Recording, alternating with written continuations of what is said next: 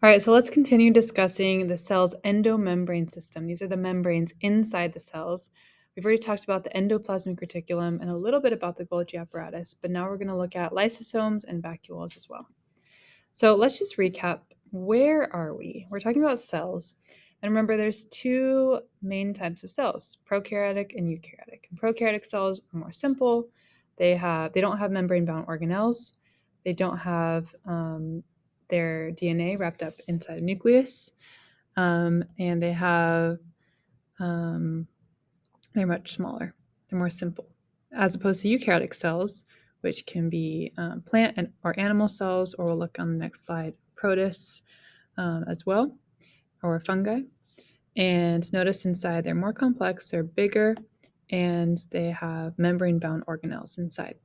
Now, this picture is not drawn to scale, so a bacteria would be about the size of mitochondria. So you could actually fit bacteria inside a eukaryotic cell. They're much smaller.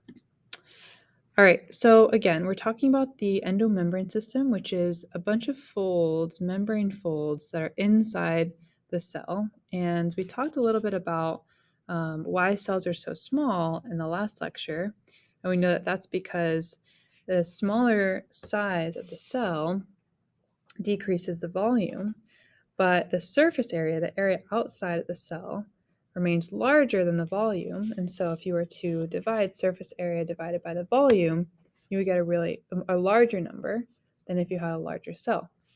And so we can actually get even more surface area within our cell by creating even more membranes within the cell, which causes these structures to actually allow nutrients to come in and out of each of these individual structures, each of these individual organelles or components. And that allows more work to get done. And even you can specialize. So each of these different pieces, each of these different organelles has specialized functions for different roles that the cell needs. So we're going to continue talking about each of these organelles. And remember, we're talking about eukaryotic cells here because we're talking about membrane-bound organelles. Prokaryotic cells don't have membrane inside of them. So we're just looking at plants and animals. Ooh, giant mosquito. Got it. I killed it on my phone. Sad day. Okay, continuing on. So here's a plant cell, and plant cells also have these membrane-bound organelles because they are eukaryotes.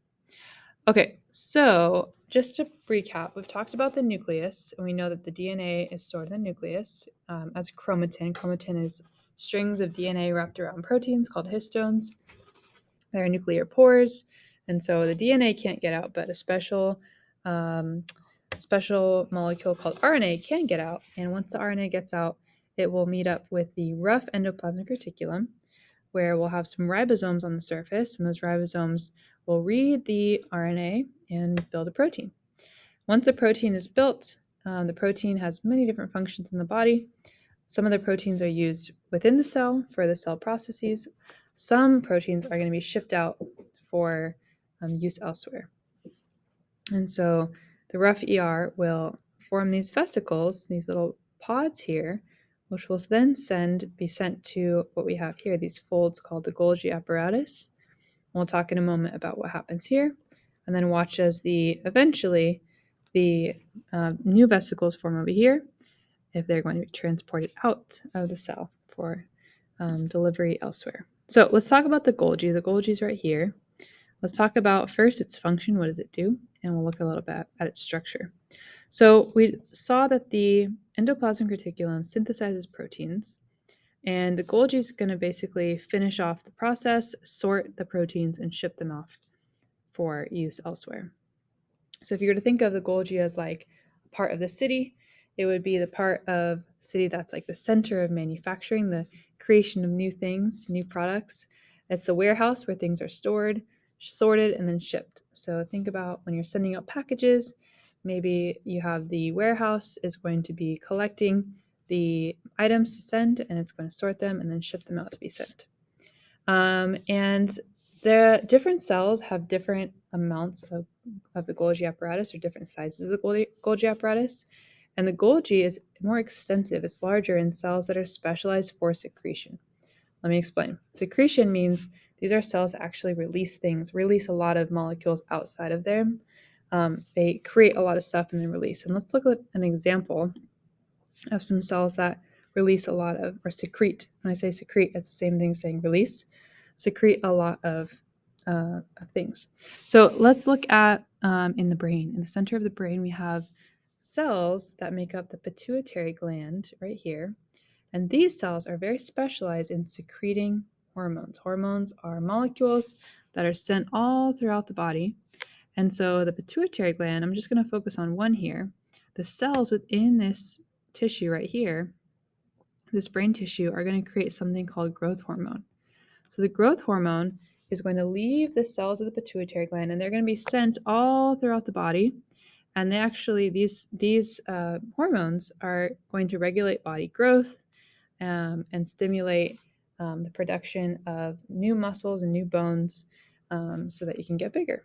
And so the pituitary gland cells have a lot more Golgi because they have a lot more to package and process and send off because they're creating lots of these molecules to be sent out, these hormones.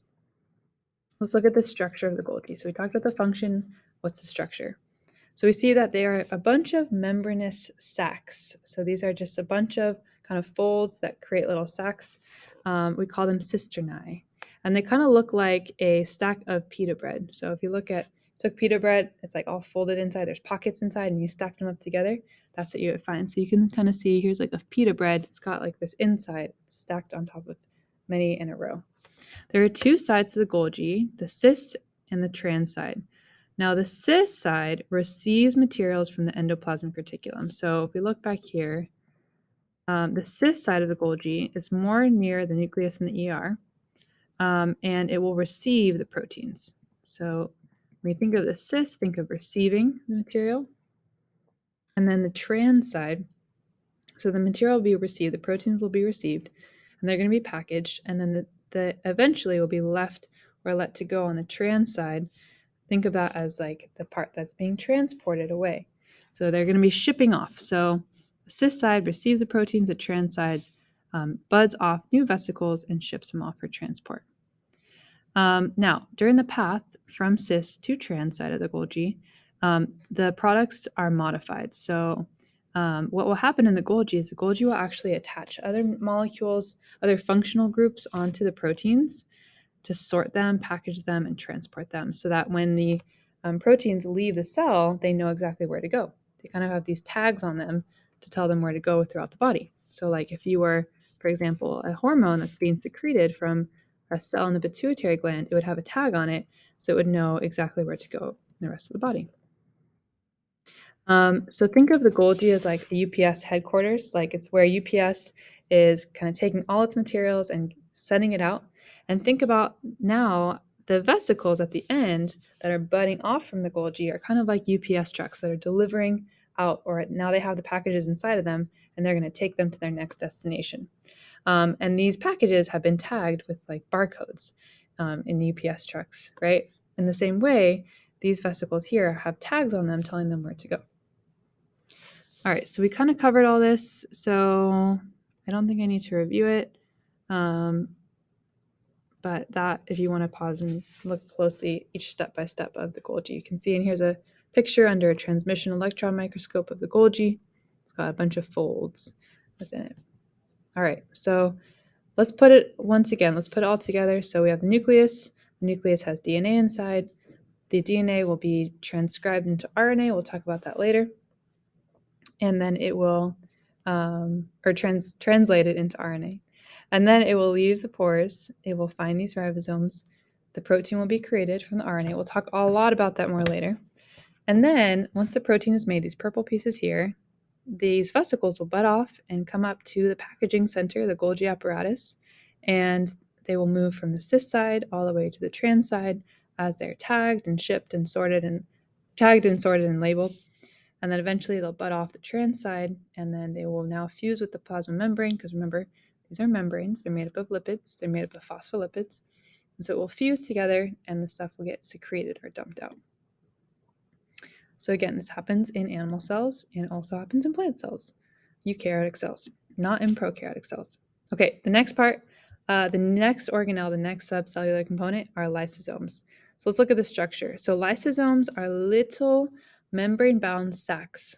They're kind of like vesicles. They look like vesicles a little bit. And they have hydrolytic enzymes. That sounds like hydrolysis. And hydrolysis, remember, means to lyse or to cut up large polymers using water. Okay, so these are enzymes that cut up or digest macromolecules like proteins or lipids or nucleic acids. So inside of these little sacs, there are a bunch of enzymes that are going to digest larger molecules. Okay. Oh, these are only found in animal cells, by the way. These are not found in plant cells. So think of that, write that down for who you must know. Okay, so what is a function? So we talked about the structure. What is the function of a lysosome? Think of the lysosome as like a little stomach for the cell. The word lyso means to cut, to break things, and so means body. So they're breaking stuff up within the body. You can think of them as kind of like the cleanup crew of the cell. So any molecules that need to be destroyed or cut up or kind of destroyed, basically, is what the lysosome does. So let's take a look here at two ways that the lysosome works. So the first, lysosomes are going to fuse with food vacuoles. So if we look here in this picture, there are some living things like protists that take in food here, and it's going to kind of, once it reaches a cell membrane, it's going to form, the membrane's going to pinch in and form this food vacuole. Call that a food vacuole. It's got food inside. It's going to meet up with the lysosome, and the lysosome is going to fuse its membrane with the food vacuole, and those enzymes are going to be used to hydrolyze or cut up the molecules. And so it's going to digest them. And those smaller monomers now are going to be able to be used by the cell to eat. So if you took a long chain of carbohydrates, a polysaccharide, those aren't able to be used by the cell. You need to chop them up first into smaller monosaccharides, and that will be done by the lysosomes. Sometimes also, I think we're going to get to this in a second, there are also sometimes proteins or organelles that need to be discarded or destroyed within the cell. And so the lysosomes will break apart those as well. Okay, so we think of the lysosomes as like the trash can or the cleaners or the recyclers of the cell. So if we look here, here's again the example of the food vacuole coming in and being digested by the lysosome. These hydrolytic enzymes are going to cut apart those food molecules that can be used for energy in the cell. And then here's a picture of those lysosomes here, these little sacs. The other function, though, is the lysosomes can actually fuse with vesicles that have damaged organelles inside. So right here, here's a damaged mitochondrion. And if it fuses together, it will hydrolyze, it will cut up the mitochondria, and then it will be recycled. So each of those, now these atoms here, these molecules can be reused to make a new mitochondria, for example. Now, the enzymes, they're enzymes, those are proteins inside the lysosomes. These are the molecules that chop things up. They're called lysosomal enzymes. They work best at a certain pH. Now remember our pH scale, all the way from 1 to 14. A neutral pH would be 7. So anything below a 7 is more acidic. Anything above a 7 is more basic. So lysosomal enzymes work best at a pH of 5, which is more acidic than neutral. And the organelle creates its own custom pH inside the lysosome. So the pH of the cytosol, another mosquito, oh no. The pH of the cytosol of a cell is about around neutral, but inside the lysosome it's more acidic. Now, how does this happen? Well, to be acidic, the definition of acidity means you have a higher concentration of hydrogen ions, and that makes you more acidic. So what happens is the lysosome, it will use these special proteins in the membrane of the lysosome. So if you were to look at the lysosome, remember it's made up of a membrane. There are proteins in this membrane here. You can't see them in this picture. There are proteins in the membrane that are actually going to pump in a bunch of hydrogen ions from the cytosol. So it's going to pump in a bunch of hydrogen ions, and that will make the inside of the lysosome, the environment, more acidic. Because the more hydrogen ions you have in a solution, the more acidic you are. So that's how the lysosome gets more acidic. Why does the lysosome does this? Well, if it's trying to digest, if the lysosome is trying to digest and cut up and lyse other organelles or other proteins or other macromolecules, oftentimes the pH can affect the structure of different proteins or different organelles. And so if you lower the pH, if you made a really acidic environment, that helps to digest those molecules or organelles. So that low pH helps to digest. So why did these digestive enzymes, why do they have to be at a low pH? Why can't they just be like floating around in the cytosol itself? Well, if these enzymes that are in the lysosome leak out into the cytosol, then they could potentially actually go and destroy other parts of your cell, or they could actually end up not working. So if you were to leak out these enzymes from the inside of your lysosome, they could go and start destroying other parts of your cell, and that would destroy its own cell. So we wouldn't want that to happen all the time. Now, what happens if lysosomes don't work properly? What if a lysosome digestive enzyme, so those enzymes inside the lysosome, what if they don't function right? Like what if the pH is off and there's no working enzymes inside the lysosome?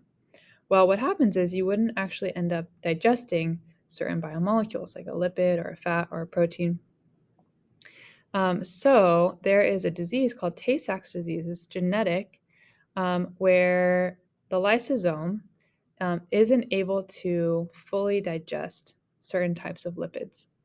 And so the lysosomes are going to fill up with a bunch of undigested material because the enzymes aren't able to actually work properly. They're not digesting the lipids.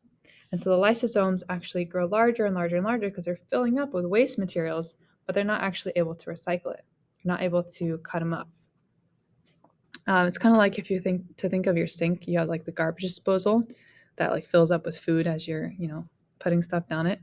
And if you weren't able to ever like chop up all those things and let it go down the drain, then it would just fill up and you would never be able to use your sink. It wouldn't work properly.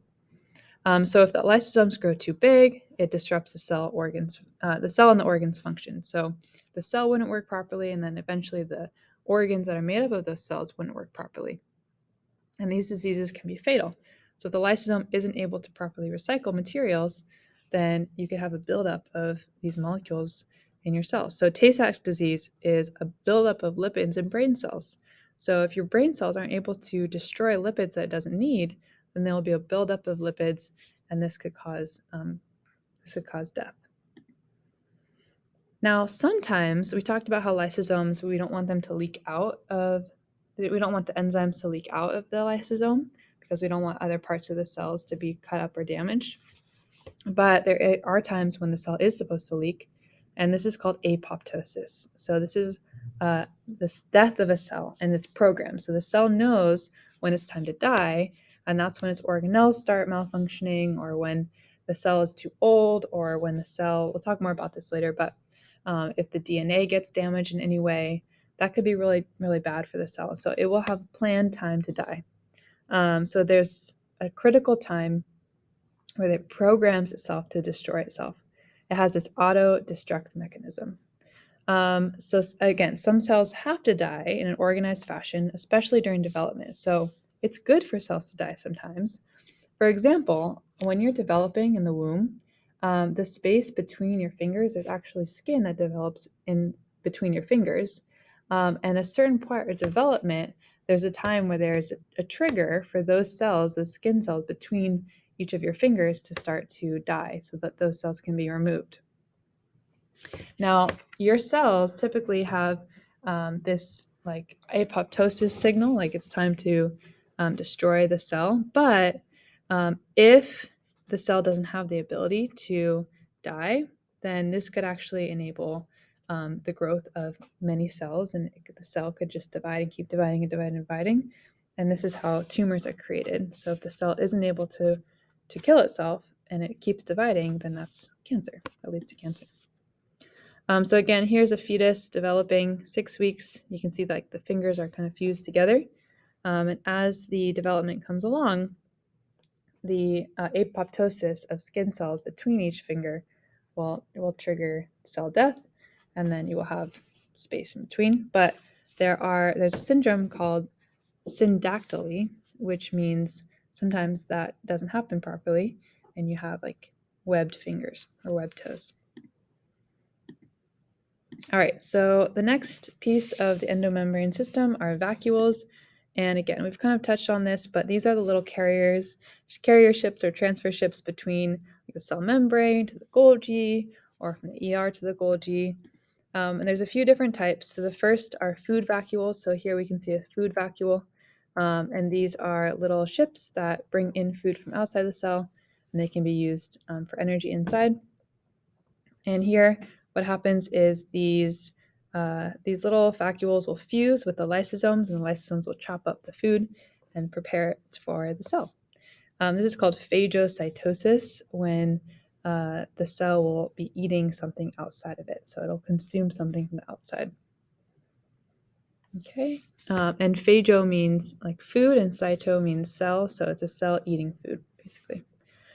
Next, you have contractile vacuoles. So this is another function of vacuoles. In protists are an example of eukaryotic cells. They're like amoebas that are found in lakes. They look kind of like this. If they're living in fresh water, sometimes the fresh water can actually get into the cell and cause the cell to kind of like swell up. And so it needs to kind of pump out extra water. So these contractile vacuoles will cause the cell to kind of contract and get smaller and pump water out. The last type are central vacuoles. These are found in plant cells.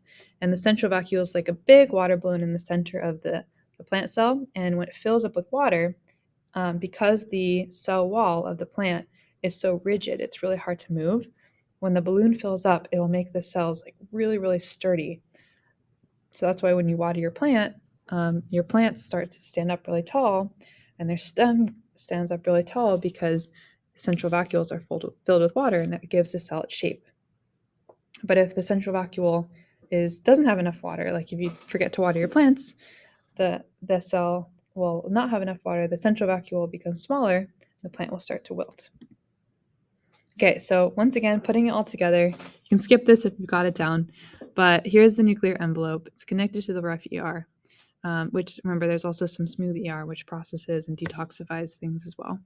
The proteins are made, and the proteins flow in these vesicles, transport vesicles, all the way to the ER, to the Golgi. From the Golgi, it enters the cis end, and it gets sorted and packaged and tagged all the way to the trans end. And we can see here, so this is also where lysosomes are made. So sometimes when these pinch off, they end up forming lysosomes. Okay, and those lysosomes can fuse with other vesicles and start digesting those vesicles. Remember, the lysosome will pump in hydrogen ions to make itself more acidic, so it can start acting as the recycling machine. Some transport vesicles will carry proteins to the plasma membrane, will fuse with the plasma membrane, and secrete out whatever proteins need to go out. And as that happens, the plasma membrane will kind of expand because this membrane from the vesicle will fuse in with the outside layer and make the membrane bigger.